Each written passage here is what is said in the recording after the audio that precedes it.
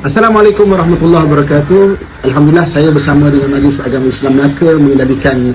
Mahat Tahfiz di Pulau Besar ini, dan pada ketika ini apa yang saya nampak adalah keperluan untuk membina JP sendiri bagi tahfiz ini,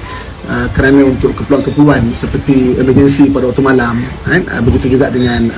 kalau ada lawatan, pengantaran makanan dan sebagainya. Jadi saya akan link benda ini, dan siapa-siapa yang nak bersama di dalam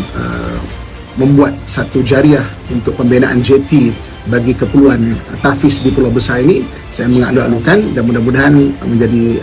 jariah yang berkekalan untuk kita dalam mengimarahkan Pulau Besar ini sebagai pulau yang bersejarah dalam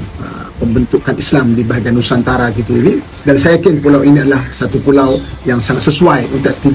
aktiviti keagamaan, tahfiz, kuliah-kuliah dan sebagainya, dan mudah-mudahan satu hari nanti dia akan disemarakkan lagi dengan banyak program-program agama yang akan menyemarakkan kepada kefahaman Islam bagi penduduk Melaka khususnya dan